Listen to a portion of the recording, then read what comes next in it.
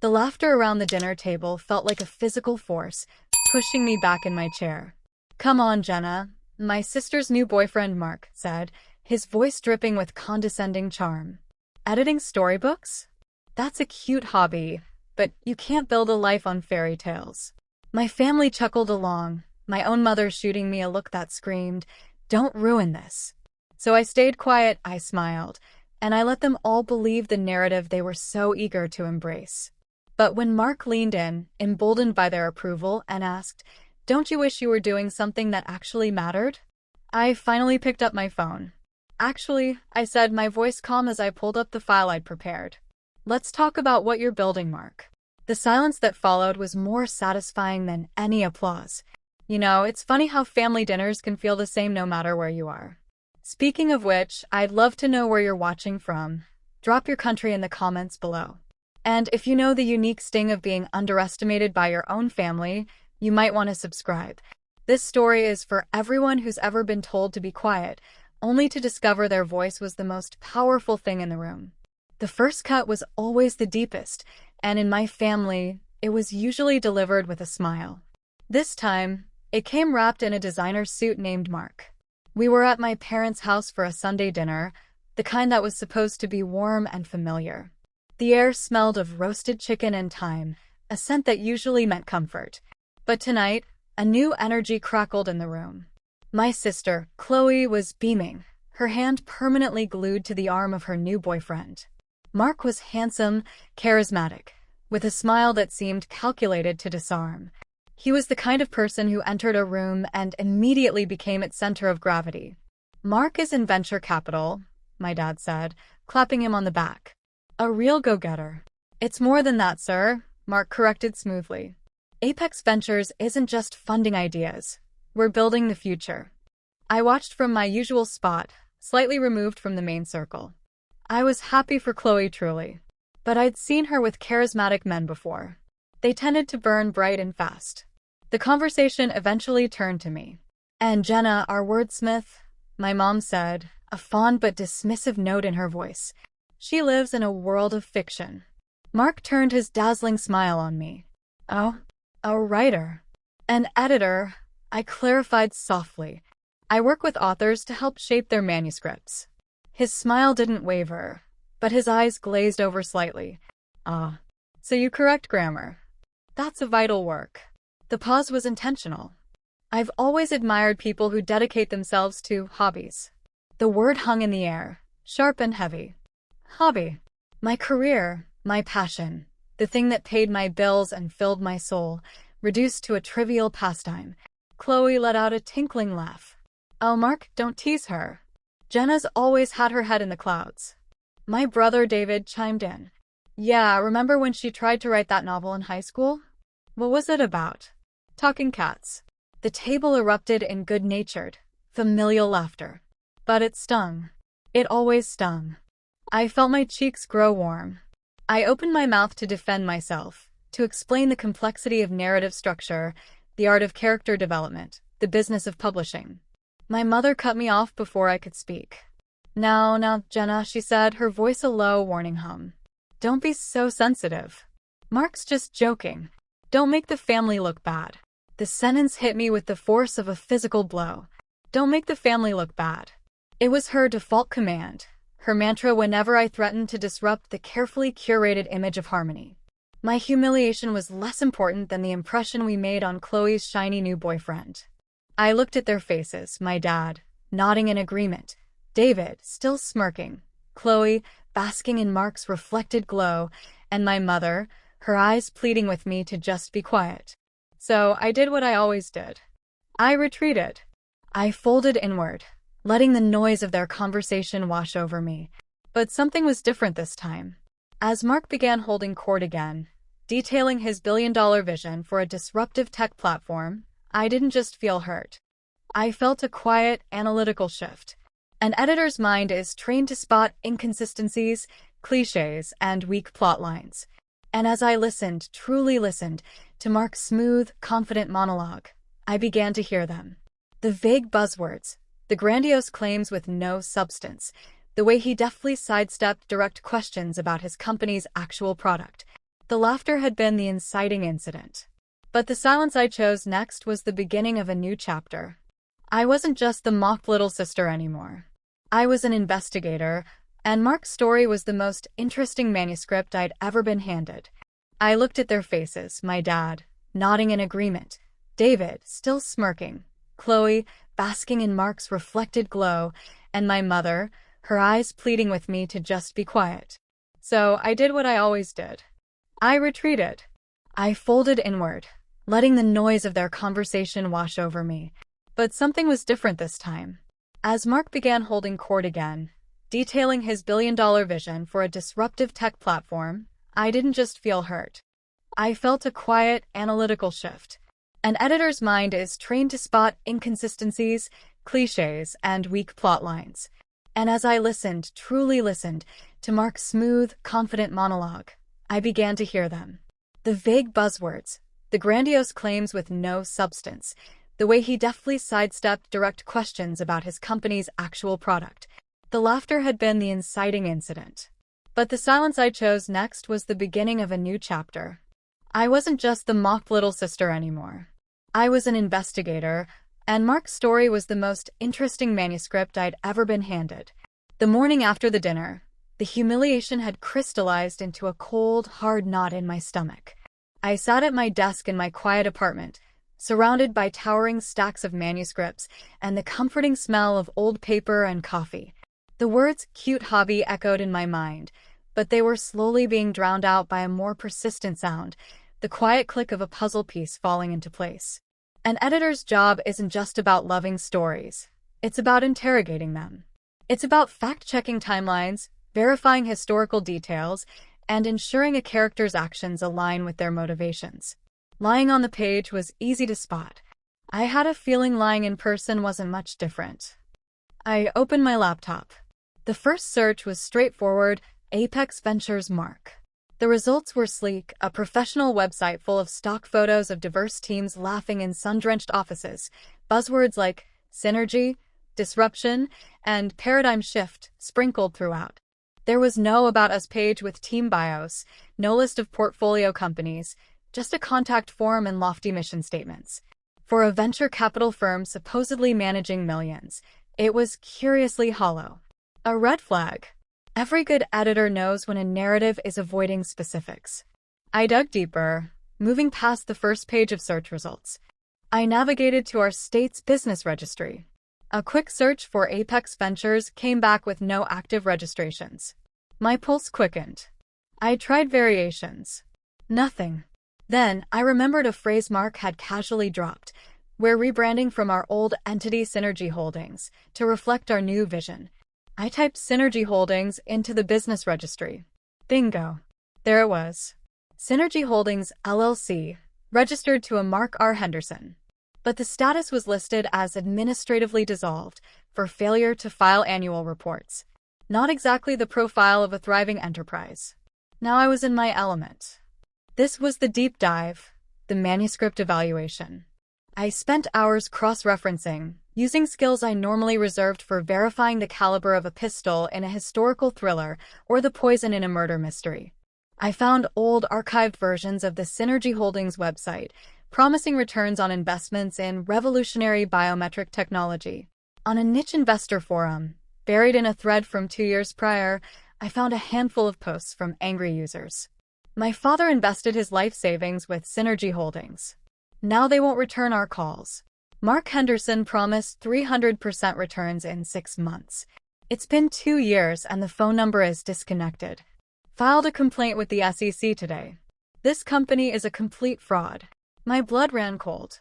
This wasn't just arrogance or exaggeration. This was fraud. He wasn't building the future. He was building a house of cards on the backs of vulnerable people.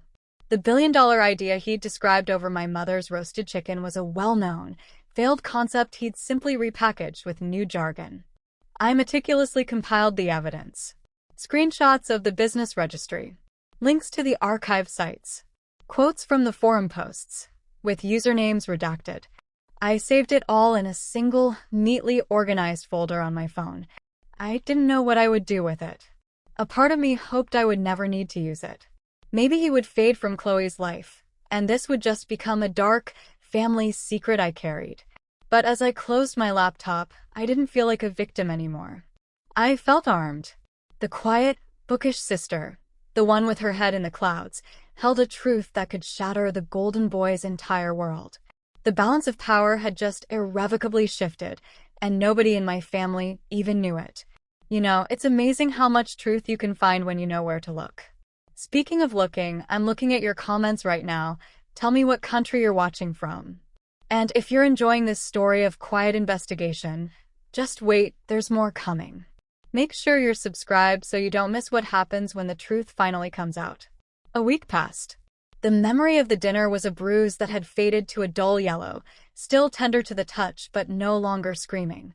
I buried myself in work, line editing a sprawling fantasy novel, losing myself in dragons and political intrigue. It was my sanctuary, my hobby that demanded more intellectual rigor than any business pitch. Then the family group chat exploded.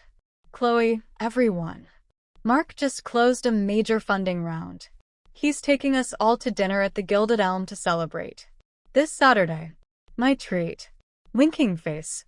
The Gilded Elm. The name alone felt like a provocation. It was the most expensive restaurant in the city, a place of minimalist decor and maximized pretension, where the food was arranged like architectural models and the bill could easily eclipse my monthly rent. A place for people who did things that actually mattered. My phone buzzed privately. It was my mom. You'll be there, won't you, Jenna? Please be happy for your sister. No drama. The message was a masterpiece of passive aggression. It simultaneously acknowledged the previous incident while preemptively blaming me for any potential future one. No drama. Code for sit there and take it. Smile while they mock you. Your feelings are less important than the appearance of a happy family. A month ago, I would have sighed, resigned myself to a miserable evening and gone. I would have shrunk into my chair, ordered the cheapest thing on the menu, and prayed to be invisible. But not this time. The folder of evidence on my phone felt like a weight in my pocket, a secret talisman. I wasn't going for drama. I was going for truth. And I had a feeling the truth would be invited to the table, whether I wanted it to be or not. I'll be there, I texted back. The night of the dinner, I dressed with deliberate simplicity, a well-cut black dress that was elegant but understated. I didn't need to compete with Chloe's shimmering gown or Mark's ostentatious watch. My power wasn't in my attire. It was in the calm certainty settling in my chest. The Gilded Elm was exactly as I'd imagined. Hushed, overly bright, and smelling of money and anxiety. Our table was long and glossy, reflecting the cold, precise light from a sculptural chandelier. Chloe was radiant, clinging to Mark's arm. My parents looked impressed and slightly overwhelmed. David was already studying the wine list with a determined focus. I took the seat at the far end of the table, the observer's position. The evening began as a carbon copy of the last one.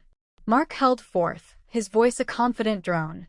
He talked about liquidity events, market penetration, and his upcoming roadshow. The words were empty calories, all sound and no nutrition.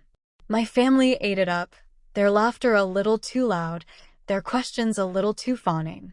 They were performing their admiration for him, and for each other. I stayed quiet, sipping my water, watching the narrative unfold. I was no longer a participant in their story. I was its editor. And this draft was full of flaws. Halfway through the first course, a tiny sculpted tower of beetroot and goat cheese that cost more than my lunch for a week, Mark's gaze inevitably drifted down to my end of the table. Jenna. So quiet over there, he boomed, a grin plastered on his face. I hope we're not boring you with all this talk of boring old finance. Chloe giggled. Jenna's probably dreaming up a story about a lonely beat. A ripple of laughter traveled the table. My mother shot me a nervous, warning glance. I gave a small, polite smile. Not at all. It's fascinating. Mark leaned back, preening. See? It's all about the story. Even in business. You have to sell the narrative. He winked at me, as if sharing a secret. Speaking of, found any bestsellers lately? Or are you still just tinkering with words? The condescension was so thick you could spread it on the artisanal bread. The table waited, expectant, for my flustered response. I didn't give it to them. I'm always tinkering, Mark, I said, my voice even. It's surprising what you can uncover when you look closely at a story. The inconsistencies. The plot holes. His smile tightened almost imperceptibly. Well, some stories are too big for a small room to understand. It was the final nudge. The direct insult, disguised as a joke. My family chuckled, complicit once again. David, trying to be funny, added, "Yeah, Jenna, maybe you should get a real job, like in sales or something. Put that up patience to use." That was the trigger. The collective dismissal, the unified front of their judgment. I didn't stand up. I didn't raise my voice. I simply placed my linen napkin neatly on the table, the movement slow and deliberate. The click of the silverware against the plate was startlingly loud in the hushed restaurant. "A real job," I repeated, my tone conversational. I looked directly at Mark. "You know, Mark, that reminds me. I did get curious after our last dinner. About Apex Ventures. It's such an inspiring story." I reached into my clutch and pulled out my phone. The air at the table shifted. The casual mockery was replaced by a tense curiosity. Mark's confidence didn't falter. "Is that so? Well, I'd be happy to explain it to you sometime. It's complex." "I'm sure it is," I said, unlocking my phone and navigating to the folder. My thumb hovered over the screen. I looked at the faces of my family. My mother's apprehension, my father's confusion, Chloe's irritation, David's amusement. Then I looked back at Mark, his smile now looking a little strained. "But I think I managed to get the gist of it," I said softly. "Or should I say, the gist of Synergy Holdings?" The name landed in the middle of the table like a bomb that had failed to detonate. No one but Mark and I understood its significance. But the color drained from his face so completely and so quickly that everyone saw it.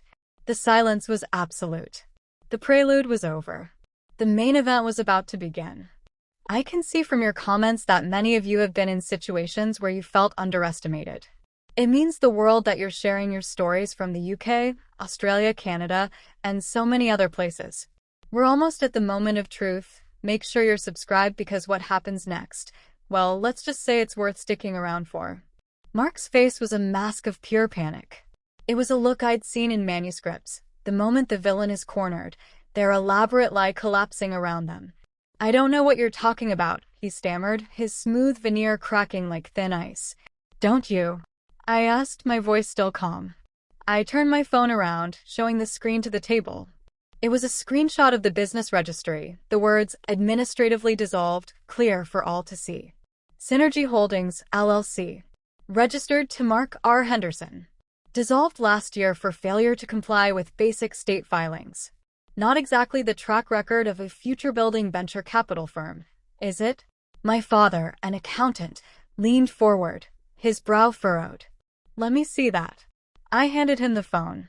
He scrolled, his expression growing darker with each swipe. "Jenna, where did you get this?" "Public record, Dad." I looked back at Mark. "It's all public record. Just like the investor forum posts from people whose retirement funds vanished. Or the archived website promising revolutionary biometric technology that never materialized." Chloe was staring at Mark, her face pale. "Mark? What is she talking about?" "She's twisting things. It's a competitor trying to sabotage me," he blustered, but the fear in his eyes was undeniable. He was a terrible liar when faced with cold, hard facts. "The only thing being sabotaged here is the truth," I said, finally allowing a sliver of steel to enter my voice. "You mocked my career, Mark. You called my work a hobby. But my job is to find the truth in a story. And your story is a fraud. You're not a businessman. You're a con artist." The word con artist hung in the hushed restaurant air, more deafening than any laughter had been. Mark stood up so quickly his chair screeched backwards. "I don't have to listen to this." He threw his napkin on the table. "Chloe, let's go." But Chloe didn't move. She was still staring at him, her dreamy expression shattered, replaced by dawning horror. "You told me you closed a funding round today," she whispered. He had no answer. He just turned and practically fled from the restaurant, leaving a wake of stunned silence. The aftermath at the table was brutal. My mother was crying silent tears of shame. My father looked old and tired, still clutching my phone. David just stared at his plate, unable to meet anyone's eyes. The fancy food sat forgotten, growing cold. You humiliated him, Chloe finally said, her voice trembling with a mixture of anger and devastation. You humiliated all of us. No, Chloe, I said, reclaiming my phone from my father. He humiliated you. I just handed you the mirror so you could see it for yourself.